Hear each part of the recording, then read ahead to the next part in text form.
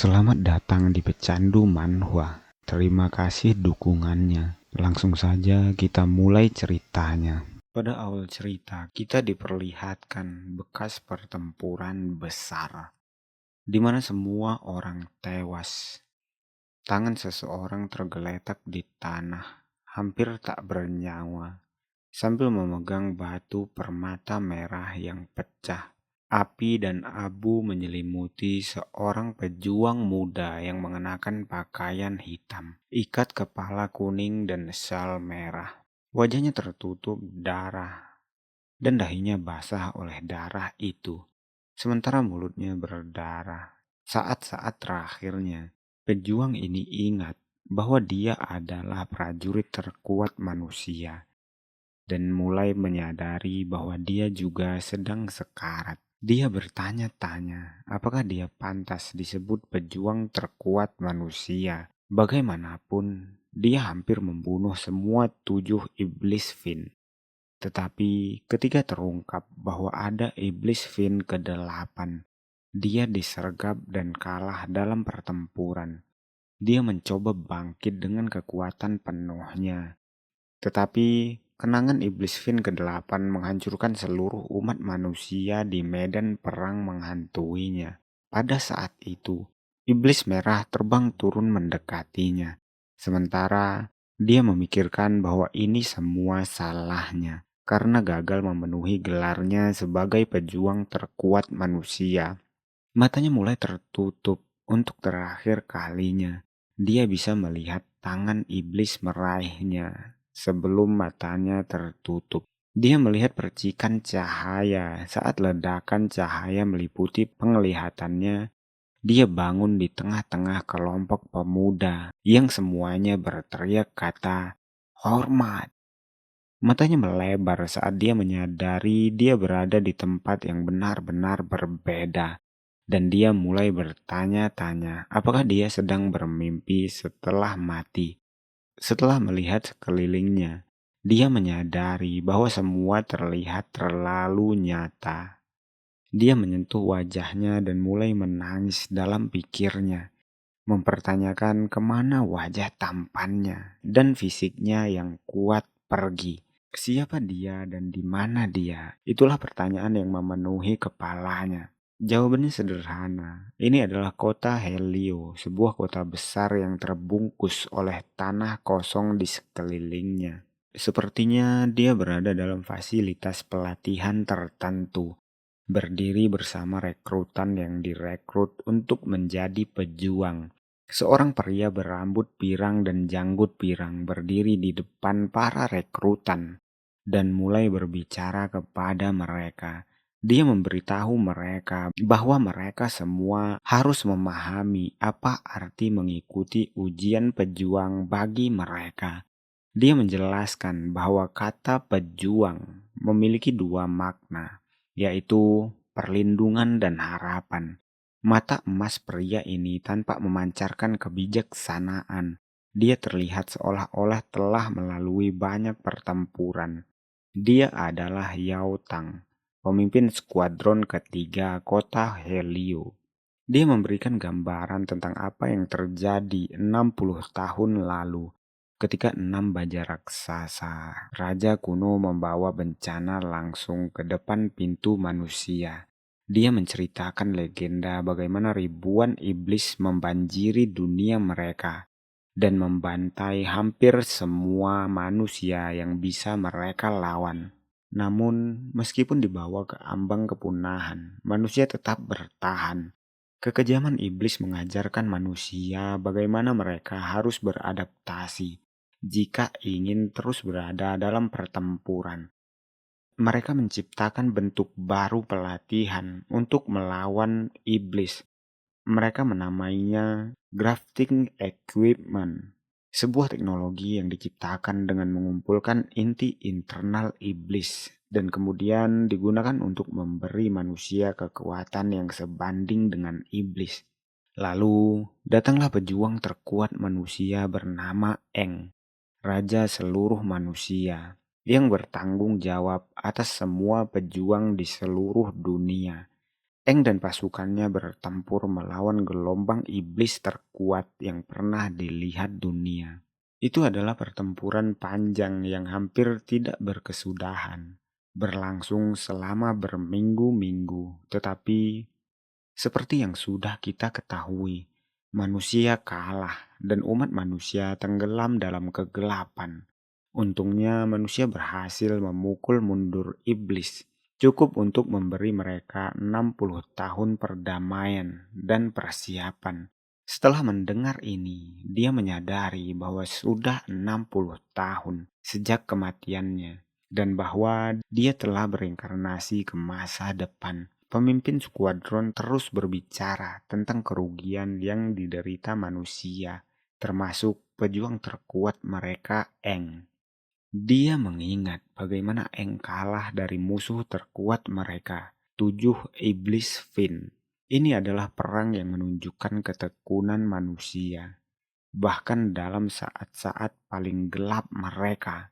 Namun, dia berkata dalam fikirnya bahwa iblis terkuat bukanlah 7 iblis Fin, tetapi iblis ke-8 Fin, dan tidak ada yang tahu keberadaannya. Sementara pemimpin skuadron masih berbicara tentang perang dan bagaimana itu membuka jalan baru bagi umat manusia. Dia menyelesaikannya dengan pertanyaan kepada para rekrutan. Apakah mereka sudah paham arti menjadi seorang pejuang? Mendengar itu, para pejuang baru berteriak, "Yes, sir!" Tetapi pemimpin skuad melihat Eng yang hanya diam. Pemimpin skuad mendekatinya, berdiri di depan Eng dengan tubuh besarnya, sangat berbanding terbalik dengan tubuh Eng. Dia mulai memarahinya karena tidak tahu apa itu seorang pejuang sejati. Dia bertanya namanya, namun Eng hanya bingung. Dia berpikir apakah dia harus memberitahunya bahwa dia sebenarnya adalah inkarnasi pejuang terkuat dalam sejarah. Dia ragu-ragu apakah ada yang akan percaya bahwa dia adalah Eng karena tubuh fisiknya yang lemah dan kurus setelah reinkarnasi. Namun, sebelum dia bisa menjawab, pemimpin skuadron terkejut melihat bahwa dia memiliki nama yang sama dengan pejuang legendaris itu di lencananya. Dia menghina lebih lanjut mengatakan bahwa dia hanya anak bodoh yang tidak memiliki semangat pejuang. Lalu menggenggam bahunya dan memukul wajahnya dengan sangat keras, sembari mengatakan, "Sungguh memalukan." Eng terlempar menjauh, menyadari bahwa tubuh barunya jauh lebih buruk dari tubuh aslinya karena tidak dapat bereaksi bahkan terhadap serangan berlevel rendah seperti itu. Pemimpin skuadron mulai meninggalkan ruangan setelah memberitahu Eng bahwa dia akan mengawasinya selama ujian pejuang. Dia memerintahkan semua calon pejuang untuk menuju ke lapangan ujian untuk ujian kebugaran fisik. Salah satu rekan pejuang mendekati Eng menanyakan keadaannya. Dia berkata dia bersyukur bahwa Eng masih hidup. Pria muda itu memperkenalkan dirinya kepada Eng dan memberitahu namanya adalah Lan Sino yang akan kita panggil Lan mulai dari sekarang. Sementara itu, di ujung ruangan ada seorang pejuang perempuan yang sedang berdiri dan mengejeknya karena memiliki nama yang sama seperti pejuang terkuat, tapi berbanding terbalik dia terlihat begitu lemah. Dia mendekat dan semakin mengejeknya dengan mengatakan bahwa memiliki nama yang sama dengan pahlawan agung Eng tidak akan membuatnya kuat. Ini adalah Situ Liu yang akan kita panggil Liu, seorang pejuang lain yang berencana melawan iblis di medan terbuka. Eng kesal dengan perilaku wanita itu. Dia bertanya-tanya apa hubungannya namanya dan wanita itu. Lan memberitahu Eng bahwa dia adalah pejuang paling berbakat di seluruh angkatan mereka. Mereka memanggilnya Situ Liu, dikenal sebagai raksasa yang tak pernah tersenyum. Selain itu, Dia juga anak bungsu dari keluarga seni bela diri paling terkenal di kota Helio. Eng mulai bertanya-tanya mengapa nama situ terdengar akrab baginya. Sementara itu, Lan membantunya bangkit. Saat mereka bangkit, mereka melihat kilatan di belakang mereka. Seorang gadis dengan rambut pink mengambil foto mereka dan mengatakan, hubungan antara pria yang memukau.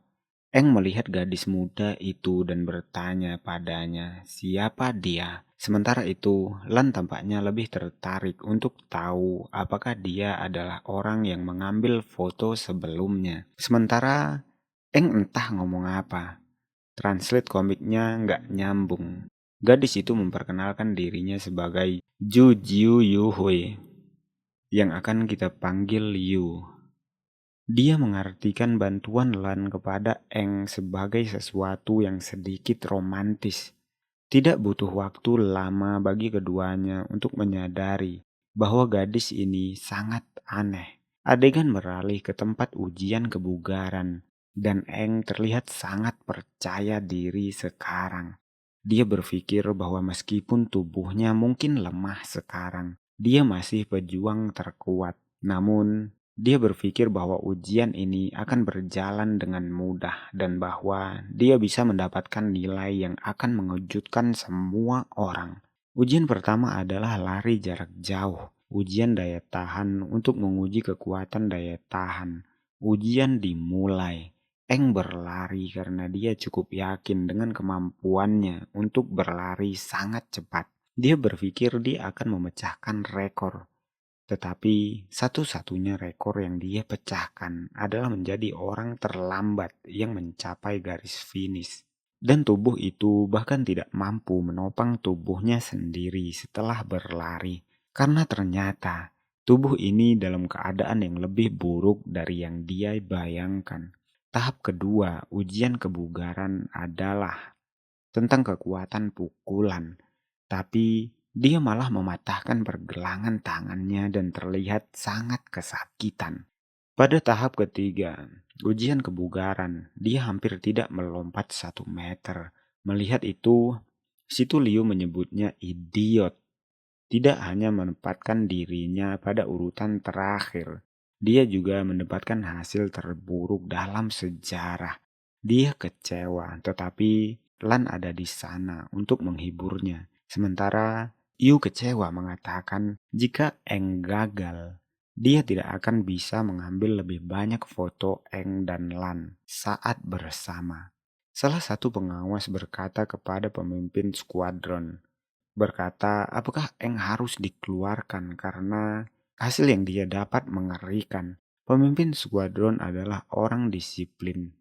Jadi, meskipun dia tidak berharap banyak dari kemampuan Eng, dia memberinya kesempatan untuk berpartisipasi dalam putaran kedua.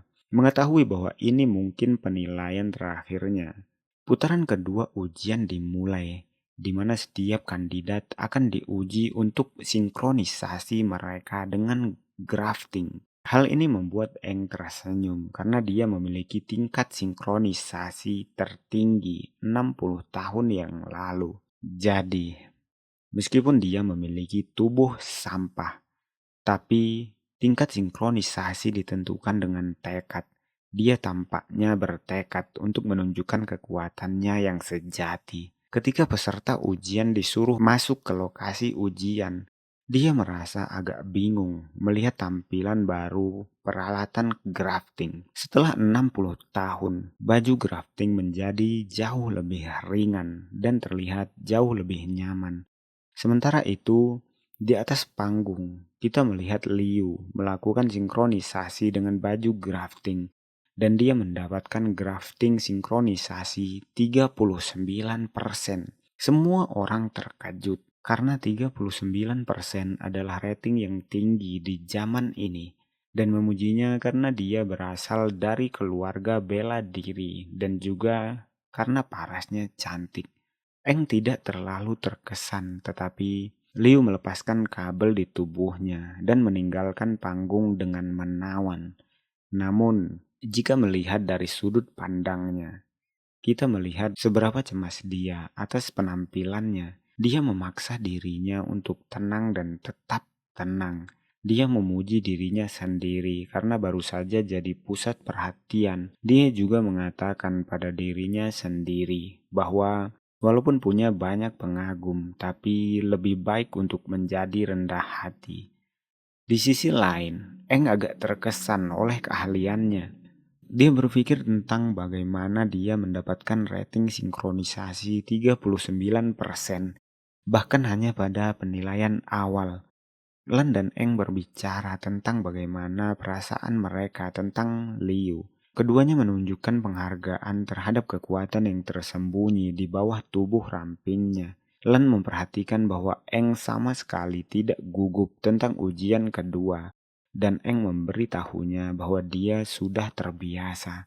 Jawaban itu tentu sangat mengejutkan bagi Lan, tetapi Eng tetap diam ketika ujian berlanjut. Para pemula terlihat merasakan rasa sakit yang intens saat diuji untuk tingkat sinkronisasi mereka dengan peralatan grafting.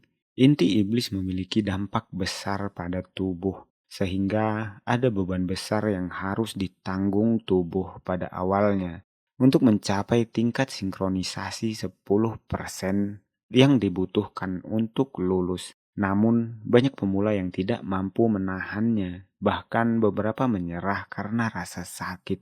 Namun, baik Lan maupun Yu berhasil lulus. Dengan Lan mencapai tingkat sinkronisasi 24% dan Yu mendapatkan tingkat sinkronisasi 30%, yang mengejutkan semua orang. Pemimpin skuadron Yao Tang senang bahwa mereka telah menemukan beberapa pemula yang memiliki potensi nyata. Asistennya memberitahunya bahwa mereka memang memiliki pemula yang lebih baik dibandingkan dengan kota peringkat C lainnya. Karena penilaian ini saja sudah menghasilkan 6 pemula dengan tingkat sinkronisasi di atas 30%. Mereka mungkin bangga memiliki kelompok pemula yang baik, tetapi ada juga yang kurang bagus. Menurut pemimpin skuad Yao Tang, seperti Eng yang terlalu lemah. Ketika Eng mulai naik ke panggung, dia mulai menyadari bahwa semua orang menatapnya tertawa karena dia menempati peringkat terakhir di semua putaran. Tetapi itu tidak menghalanginya dari tujuannya. Dia tetap siap menunjukkan kepada semua orang kemampuan sejatinya. Meminta orang-orang itu untuk tertawa sekarang, tapi jangan terkejut nantinya. Dia berjalan menuju panggung dan menentukan pilihannya kepada sebuah batu permata merah yang bersinar seperti yang dia genggam ketika dia sekarat dalam kehidupan sebelumnya.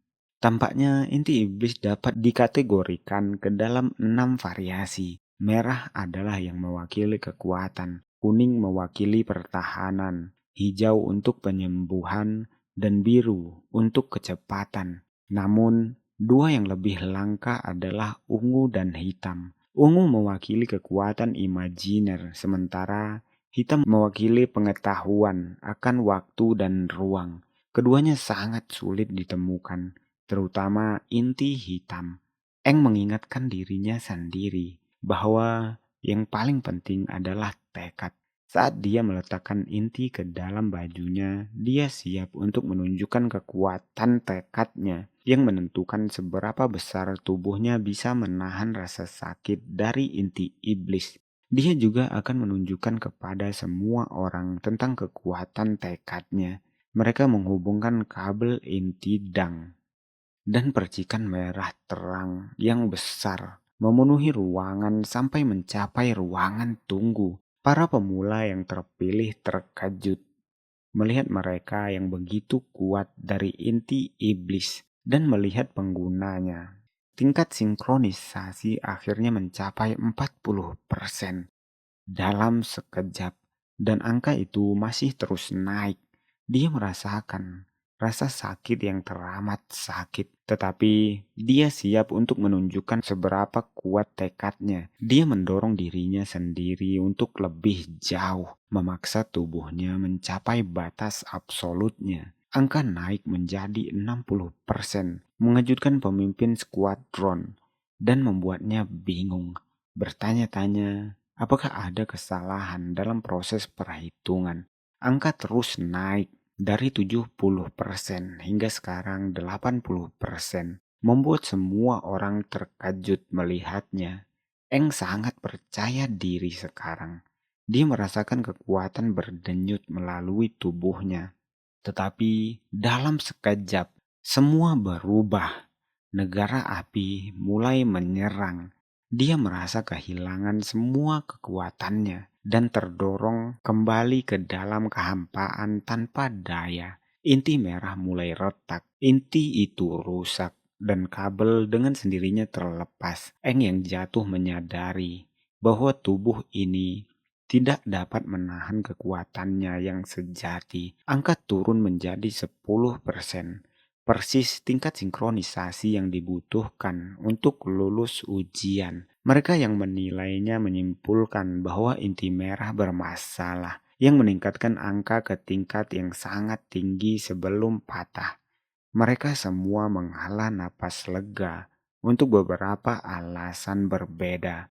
Eng hampir tidak bisa lulus. Semua orang mulai membuat lelucon tentangnya di lokasi ujian.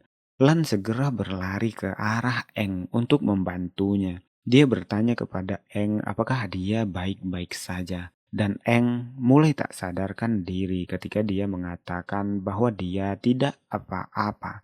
Liu bernapas lega lebih dari siapapun, senang bahwa tidak ada orang lain yang bersinar lebih terang dari dirinya di fasilitas pemeriksaan ini. Eng yang terkulai lemas digendong oleh Lan. Bak permaisuri tidak mempercayai hasilnya. Sementara Yu fokus dengan job foto priwetnya. Kemudian di ruang tunggu, Eng bertanya-tanya sendiri tentang apa yang terjadi. Jelas, dia memiliki cukup tekad untuk mencapai peringkat 80%. Tetapi, sesuatu muncul dari dalam hatinya. Itu menghisap semua kekuatannya. Inti iblis bahkan tingkat rendah seharusnya tidak patah seperti itu. Itu membuat Eng kebingungan. Pemimpin skuadron masuk ke ruangan tunggu dan mengucapkan selamat kepada semua orang. Karena lulus putaran kedua penilaian. Sekarang saatnya untuk putaran final, yaitu ujian praktek. Ini akan menjadi ujian paling sulit, karena para pemula harus berhadapan dengan iblis nyata untuk pertama kalinya dalam hidup mereka. Ini membuat semua orang ketakutan, tetapi yang paling takut adalah Eng yang berpikir bahwa dia akan mati. Bukan karena monster, tapi karena lemas. Mereka semua meninggalkan ruangan, tetapi pemimpin skuadron melihat sesuatu di lantai di dekat Eng duduk. Itu adalah potongan kecil inti merah. Ini membuat pemimpin skuadron merasa lebih penasaran tentang Eng. Ada sesuatu tentang tekadnya yang benar-benar menarik perhatian Yao Tang. Sekarang dia bertanya-tanya, apa yang akan Eng tunjukkan kepadanya dalam ujian final yang diberi nama berburu di dalam kabut. Di luar tembok Helios City, burung terbang di atas, sementara temboknya menjamin keamanan dari dunia luar yang telah dikuasai oleh iblis. Tidak banyak yang cukup percaya diri untuk melangkah di luar kenyamanan tembok ini. Tetapi para pejuang ditakdirkan untuk mengambil lompatan kepercayaan itu.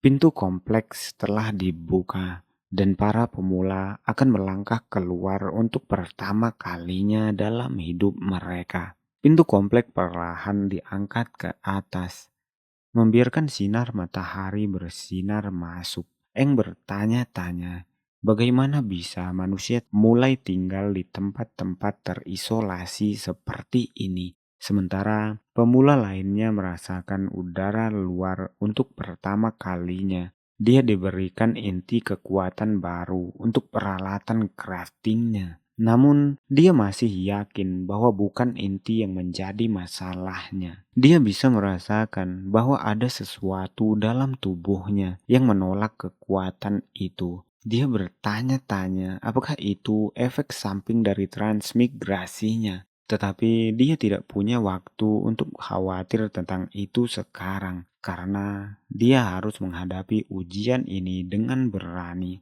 Eng melangkah keluar dari pintu kompleks dan masuk ke dunia nyata, menjauh dari kenyamanan kota. Begitu dia mengambil langkah pertamanya, dia merasakan getaran tajam melalui tubuhnya. Sesuatu memberi tahu kehadirannya. Seperti radar pemberitahuan kepada iblis untuk mengetahui kehadiran Eng di dunia. Ketika melihat efek gelombang, lebih banyak iblis mulai mengetahui tentang keberadaannya sampai mencapai gua yang gelap. Di sana, iblis yang gelap dan berbayang bertanya-tanya, bagaimana bisa ada iblis yang dapat mengunggulinya pada saat itu? Dan dia bisa merasakan sesuatu di dalam hatinya. Saat dia merasakan dan melihat iblis, dia mendengar suara di belakangnya bertanya apakah dia akan bergerak. Itu adalah Liu yang tanpa kesal pada Eng karena menghalangi jalannya. Lan mengikuti di belakangnya dan bertanya apakah dia baik-baik saja. Dia ingin menjawab pertanyaan Lan, tetapi salah satu instruktur memerintahkan mereka untuk segera berkumpul dalam kelompok karena yang lain sudah siap. Sepertinya keempat orang itu akan menjadi bagian dari tim yang sama. Yu bertanya, apakah itu strategi Eng menahan mereka berempat agar bisa menjadi satu tim?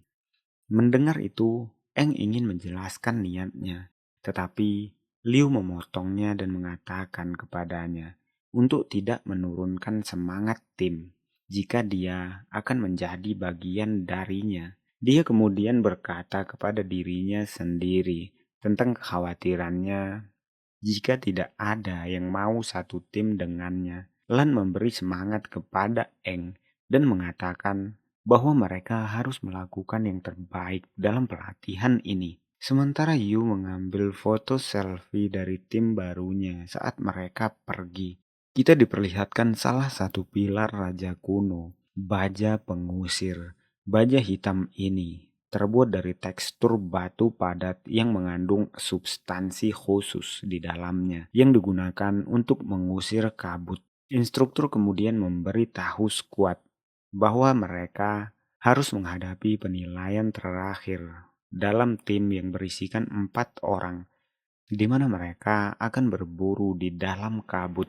Tim kemudian menerima pisau pemburu untuk membunuh iblis.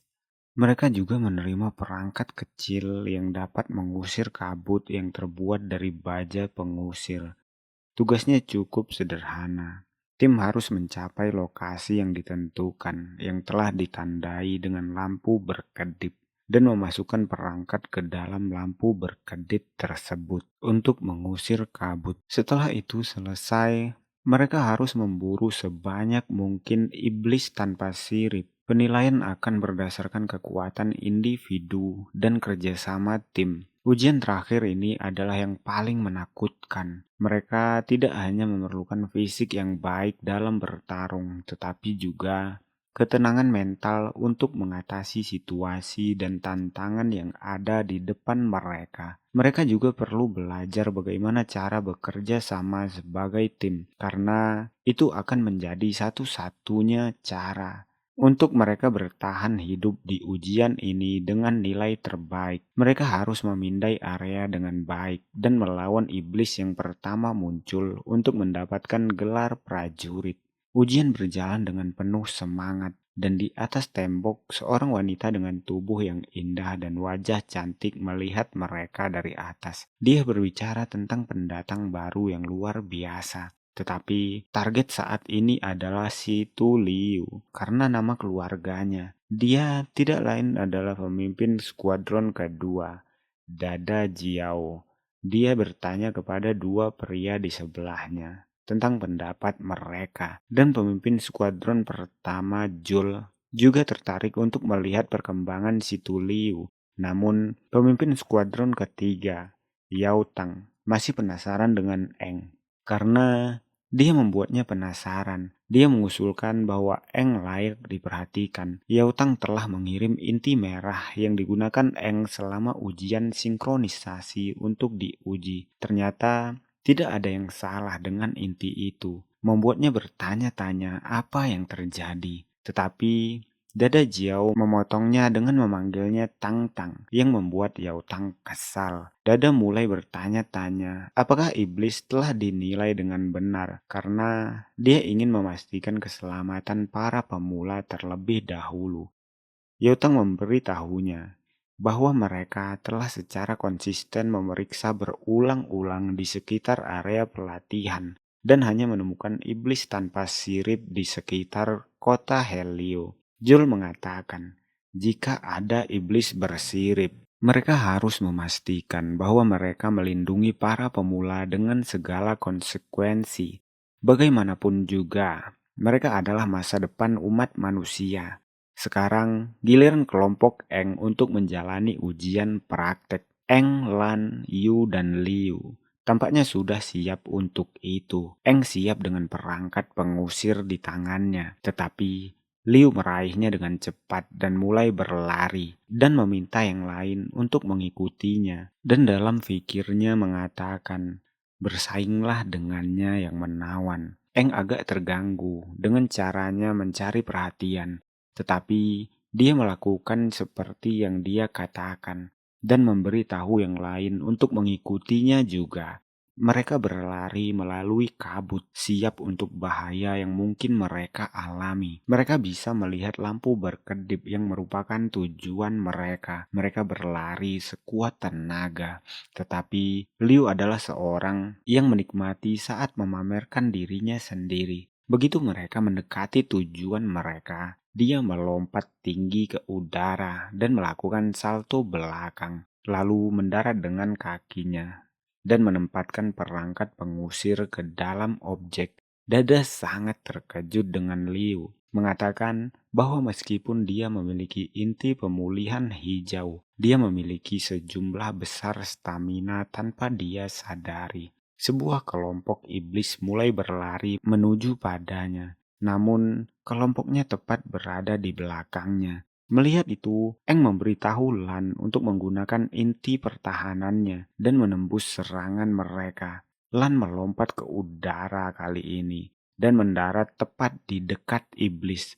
Pendaratannya menyebabkan gelombang kejut yang mengirim iblis terbang ke udara dan memblokir medan perang dengan gelembung perisai. Itu membuat pemimpin skuadron Yao Tang terkesan dan kagum pada kemampuan Lan untuk menggunakan kekuatan intinya. Eng melakukan gerakan cepat dengan belati. Dia juga memberitahu Liu dan Yu untuk membunuh masing-masing satu iblis. Para gadis sudah siap dan tidak memerlukan instruksi. Ketiganya berlari menuju iblis masing-masing dan mulai pertarungan mereka dari titik ini. Dari sini, kita melihat pertarungan dalam 3 bagian. Putaran pertama menunjukkan Yu melawan iblis tanpa sirip. Iblis tampak cepat, tetapi dengan inti ketangkasan, gadis itu menghindari serangan yang dilemparkan kepadanya. Dia dengan caranya sendiri berhasil naik ke atas iblis dan menendangnya begitu keras, membuatnya terjatuh ke tanah, di mana Lan siap memukulnya di perut. Iblis terpental beberapa meter ke belakang dan tewas karena dampaknya. Di atas tembok, pemimpin skuadron Jul mengagumi kerjasama tim mereka dan dia mencatat bagaimana inti ketangkasan telah meningkatkan gerakan gadis-gadis 10 kali lipat. Tapi sepertinya ketangkasan bukan satu-satunya hal yang dia lihat. Dan Yao Tang adalah orang pertama yang mencela dia karena perilaku cabulnya. Pertarungan kedua adalah antara Liu dan iblis yang lebih besar.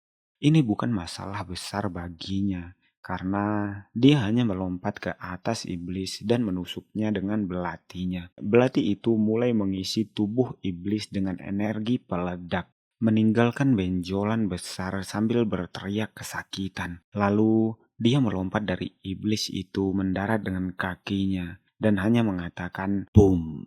Energi peledak hijau di dalam iblis meledak sepenuhnya, memusnahkan monster itu. Pertarungan ketiga adalah antara Eng dan iblis, pertempuran yang berbeda dari yang lainnya. Eng memiliki strategi dalam pertarungan ini, yaitu menyerang 3 titik vital dari iblis. Pertama, dia akan menyerang leher, menyebabkan luka besar pada pernapasannya. Kemudian dada, yang berisi beberapa organ paling penting dalam tubuh. Terakhir, dia akan memotong perut iblis menyebabkannya berdarah. Dia akan segera mengakhiri iblis ini dalam beberapa pukulan. Dia mencoba melakukan pukulan itu, tetapi gagal membunuh iblis karena tubuh manusia yang rapuh harus diatasinya. Karena tidak banyak daya yang dapat dibuat tubuh ini dari inti, dia memutuskan untuk menggunakan pertarungan ini untuk menguji batasnya. Dia berlari menuju iblis dengan setiap ons keberadaannya. Dia benar-benar ingin menguji batas tubuhnya. Iblis merespon gerakannya dengan melemparkan pukulan tidak terduga yang ditujukan tepat ke arah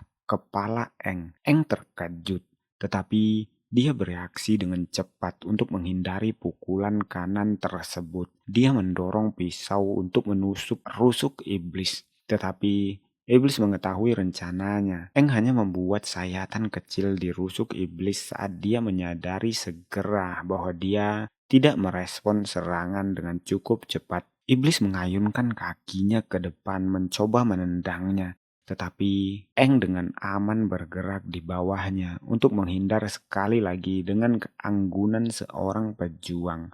Kemudian dia menggunakan kesempatan ini dan melempar pisau ke tangan lainnya sambil menatap langsung ke jiwa iblis dengan pandangan menakutkan. Dia menusuk lagi, kali ini bertujuan pada dewa iblis dan berhasil memotongnya sekali lagi. Tetapi koordinasi mata tangannya terlalu lemah untuk menjadi pukulan yang merusak, meskipun fatal.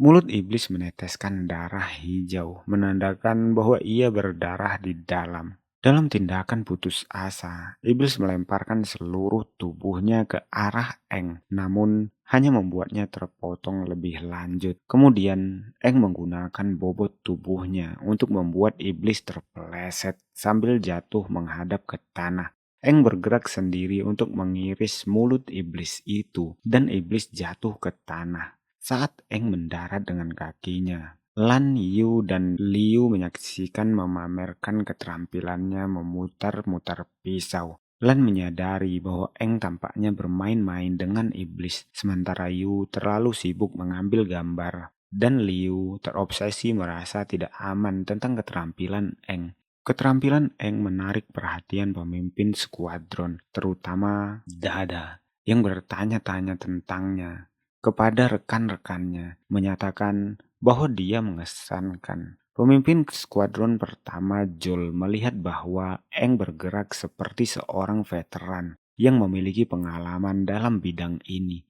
Pemimpin skuadron 3, Yao Tang, hanya terlihat ragu-ragu tentang apa yang harus dipikirkan tentang anak kurus itu. Monster tetap berada di dalam keadaan merangkak, berdarah karena seluruh tubuhnya terpotong oleh Eng yang menusuk-nusuknya. Eng membungkuk sambil memegang lututnya dan mengambil napas. Dia sampai pada kesimpulan bahwa bentuk barunya lemah. Dia tahu bahwa dia tidak dapat menggunakan keterampilan lamanya dan kehabisan napas dengan cepat. Dia kemudian menguji dirinya pada titik ini. Jadi, dia memutuskan bahwa sudah waktunya untuk mengakhiri iblis itu. Dia bergegas menuju iblis dengan niat untuk mengeksekusi monster itu di tempat. Tapi tiba-tiba dia mendengar suara yang berbisik kata, "Muncul."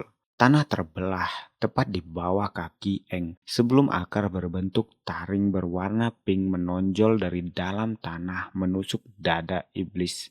Dan tampaknya ada entitas kuat di antara mereka. Sebuah tangan merobek punggung iblis, lalu tangan lain keluar darinya. Dalam sekejap mata, iblis terpotong menjadi 2, dan makhluk lain muncul dari dalamnya. Eng ketakutan, tatapannya kebingungan, pertanyaan, dan teror menguasai wajahnya. Entitas yang terlihat seperti Xenomorph ini tidak memiliki mata, wajah berotot, dan gigi besar. Itu menarik kepala keluar dari belakang iblis mati dan mengeluarkan raungan keras. Pemimpin skuadron yang berada di atas tembok menyadari keributan saat sinyal dikirim kepada mereka melalui asap berwarna-warni. Asap melayang ke arah ketiga pemimpin skuadron di atas tembok, dan itu sangat mempengaruhi Yao Tang. Wajahnya penuh dengan ketakutan saat dia menyadari bahwa ini bukanlah kasus iblis biasa, melainkan sesuatu yang jauh lebih menakutkan. Ini adalah iblis satu sirip, dan ada siswa yang terjebak di sekitarnya. Siswa lain berlari menjauh dari akar, panik, dan berteriak memohon untuk diselamatkan. Joel dan Dadagal melompat dari tembok, berupaya sesegera mungkin dapat menyelamatkan anak didiknya. Dalam situasi ini, angin kencang, asap, dan debu menjadi dominan di seluruh lokasi. Saat Dada dan Joel berlari secepat mungkin untuk membantu para pemula, mereka menemukan para pemula berlari menjauh, dan Dada memberitahu mereka untuk pergi ke Yao Tang yang akan mengawal mereka ke kota. Namun, iblis satu sirip akhirnya melangkah ke tanah dan menyadari bahwa dia dikelilingi oleh manusia, tetapi dia menyatakan bahwa dia mencium bau iblis. Eng bingung mendengar itu. Dia bertanya-tanya, bagaimana mungkin seorang manusia bisa mencium seperti iblis? Iblis memindai mereka semua, memandang masing-masing dari mereka dengan penuh perhatian dan bertanya-tanya, siapa di antara mereka yang dia cari? Ia mulai berjalan menuju mereka perlahan, terlihat mengancam seperti yang diharapkan. Yu bertanya-tanya, apa itu iblis satu sirip? Dia menyadari bahwa itu tidak terlihat seperti yang lain. Ketakutan mulai merayapi pikirannya ketika dia mulai membayangkan dirinya hancur oleh akar dan tidak dapat menahan tekanan. Iblis mulai mendekati Eng yang yakin bahwa tubuhnya saat ini tidak dapat menghadapi monster itu. Eng berkeringat karena gugup, menyadari bahwa ini adalah perasaan para pejuang biasa saat menghadapi iblis satu sirip. Iblis mengulurkan tangannya untuk menarik mereka, dan 4 bola cahaya mulai muncul dari jari-jarinya.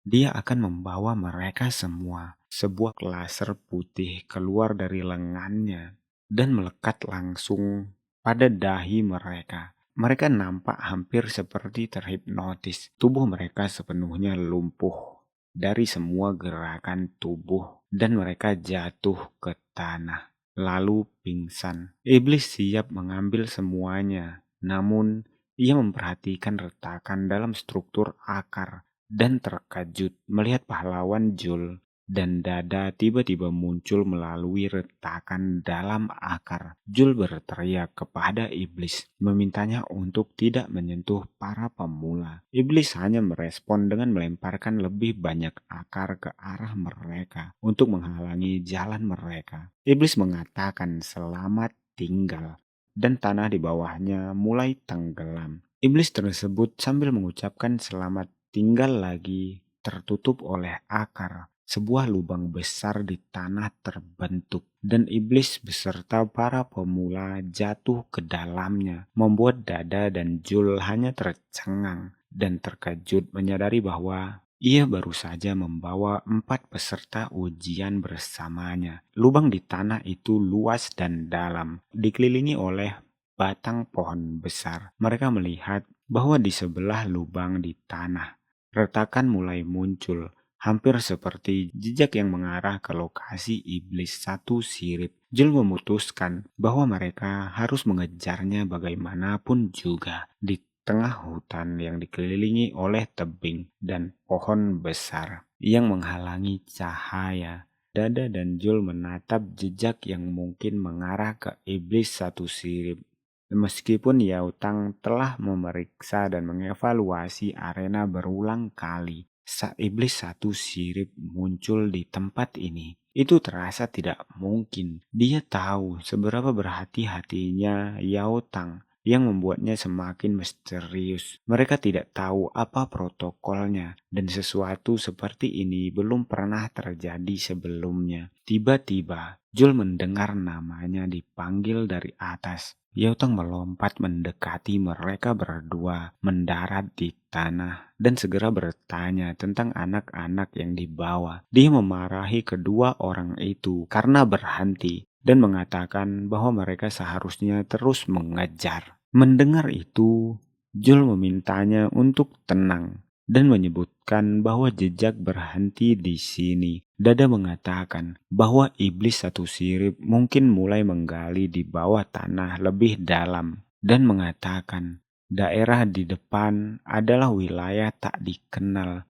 Jadi tidak bijaksana untuk terburu-buru masuk. Yautang jelas sangat terguncang dengan itu, menyalahkan dirinya sendiri dan merasakan rasa bersalah. Dia berpikir tentang kenangan masa lalu, suatu peristiwa traumatis yang membentuk kepribadiannya. Seseorang yang sangat dicintainya diambil oleh iblis, dan dia tidak pernah melupakan itu. Dia bangkit dan memukul tanah, memecahnya menjadi banyak potongan. Dia menyalahkan dirinya sendiri, mengatakan bahwa ini kesalahannya karena tidak memeriksa dengan benar. Jul dan Dada menatap rekan mereka saat dia menyalahkan dirinya sendiri untuk hal-hal yang tidak dalam kontrolnya. Jul mengatakan bahwa mereka seharusnya kembali ke kota agar bisa menghentikan sebagian kepanikan. Dada menyebutkan bahwa ketiganya tidak dapat berada jauh dari kota dan sebaiknya mereka mengirim tim eksplorasi untuk memeriksa daerah sekitarnya, mencari petunjuk dan iblis satu sirip lainnya.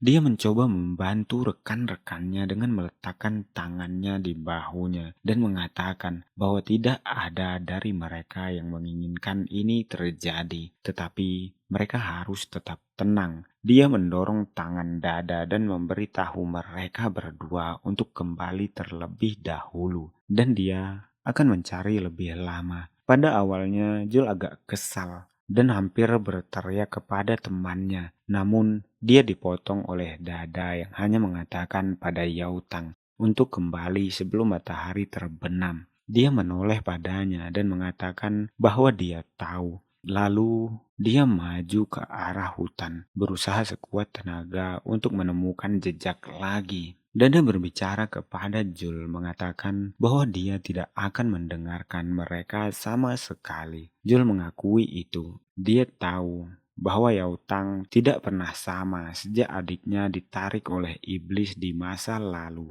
Bahwa itu adalah melankolika. Dicatat bahwa jika adik laki-laki Yautang masih hidup, dia akan memiliki usia yang sama dengan peserta ujian saat ini. Dia tahu bahwa anak-anak itu mengingatkannya kepada adik laki-lakinya yang lebih muda. Di dalam struktur mirip gua yang dalam, Eng terbangun. Dia membuka matanya dan melihat teman-temannya. Dia bertanya-tanya di mana mereka berada dan mengira mereka berada di bawah tanah. Teman-temannya ada di sekitarnya, tetapi mereka juga terikat ke tiang seperti dia. Dia merasakan nafas langsung di belakangnya saat makhluk itu membuka mulutnya, bertanya kepada Eng, apakah dia sudah bangun? Eng menoleh dengan cepat dan menyadari bahwa dia dapat memahami kata-kata iblis satu sirip. Iblis mengakui bahwa Eng berbeda karena dia bangun lebih cepat dari yang lain. Ia terpesona oleh Eng. Eng tidak tahu apa yang akan terjadi dalam situasi ini. Tiba-tiba, ia merasakan tangan iblis itu meraih wajahnya. Tiang kayu yang melekat padanya patah saat iblis itu meraih leher Eng dengan tangannya yang kuat. Iblis bertanya mengapa seorang manusia berbau lebih kuat daripada iblis satu sirip. Wajah Eng terlihat berdarah. Dengan bingung, dia bertanya-tanya apa yang diucapkan iblis itu. Tiba-tiba, kristal di dalam baju Eng menyemburkan ledakan energi merah. dan membuat iblis itu terpental ke belakang. Eng mendarat di tanah dengan pisau di tangannya. Dia bergegas ke arah iblis, siap untuk memberikan pukulan pembunuh yang akan mengakhiri penderitaannya. Iblis memutuskan untuk membalas saat iblis itu menyerang dengan cakar tajam yang panjang. Eng menghindari serangannya dengan melakukan salto belakang untuk selamat. Sekarang dia terjebak dalam pertarungan dengan iblis yang kuat. Sesaat dia berpikir tentang seberapa mudahnya dia bisa menghancurkan iblis itu jika dia berada dalam tubuh aslinya. Tanggung jawab untuk menyelamatkan teman-temannya menggantung di pikirannya. Jadi, dia memutuskan untuk mengirimnya dan bergegas ke arah iblis lagi. Dia menyadari bahwa ini adalah iblis tali merah yang memiliki tubuh yang lincah dan sendi yang fleksibel, dapat bereaksi dengan cepat terhadap serangan dan merespon dengan cepat. Namun, sendi-sendi itu juga rentan terhadap serangan. Iblis menatap Eng, memberitahunya bahwa usahanya sia-sia saat dia berlari ke arahnya. Iblis dengan cepat menyerang dengan cakar tajam dan panjangnya, menembus dada Eng. Sejenak terlihat seolah-olah Eng tidak akan selamat dari tikaman kuat iblis itu. Untungnya, iblis hanya berhasil menusuk bahunya. Namun, Eng tahu bahwa ini akan terjadi, dan ini adalah satu-satunya momen di mana dia dapat memanfaatkan kelemahan musuh. Dengan cakar yang menancap di bahunya, sendi-sendi sekarang rentan untuk diserang. Eng menyerang langsung ke sendi bahu iblis itu, menusuknya dengan pisau. Dia menarik dengan keganasan luar biasa. Gerakan itu mengakibatkan pahlawan kita mencabut lengan iblis itu. Iblis itu berteriak kesakitan karena lengannya baru saja terpotong.